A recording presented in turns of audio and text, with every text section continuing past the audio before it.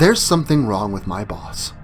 The man is always unkempt and disheveled, and daily carries with him an aroma that indicates it's been a while since he's bathed. I'd like to say that this change in his behaviors is unexpected and unlike him, but I've only known him for a few days, since I was rescheduled to work nights. When I first took this job a few weeks ago, the hours were supposed to be from 9 a.m. to 5 p.m. daily, but the days that passed since indicated an inventory audit of supplies was necessary. Now, I didn't apply for an auditing position, but I struggled for so long to obtain gainful employment, I was ready to do whatever it was asked of me. First, the day boss made jokes about watching out for the night boss, Gary, as if he could be a real hard-ass, but he said it in a way that made it seem as though he was half joking. But then my coworkers were saying similar things, that if I wasn't careful, that Gary would make me pay dearly.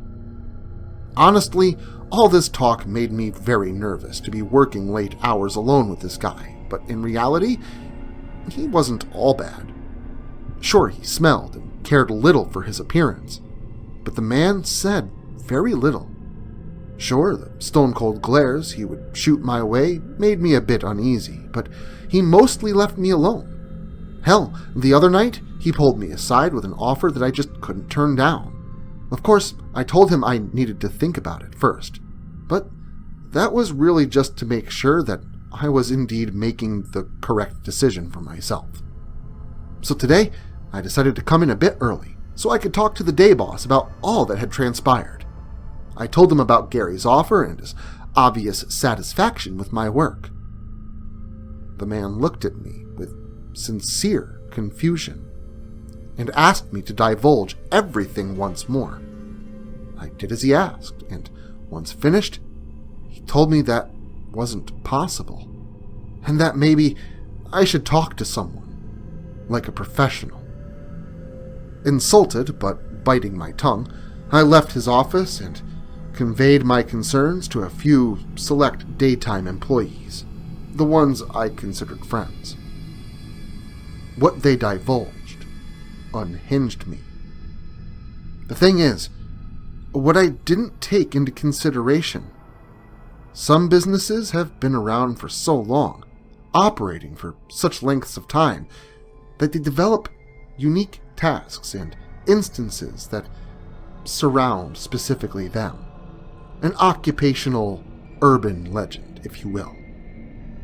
Apparently, Gary was the name of a previous manager. They told me the man dropped dead of a heart attack at night while working alone, counting inventory.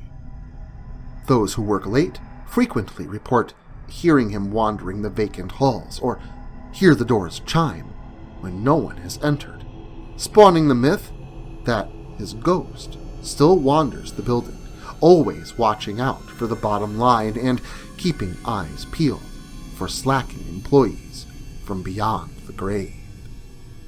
No one had actually thought I met him.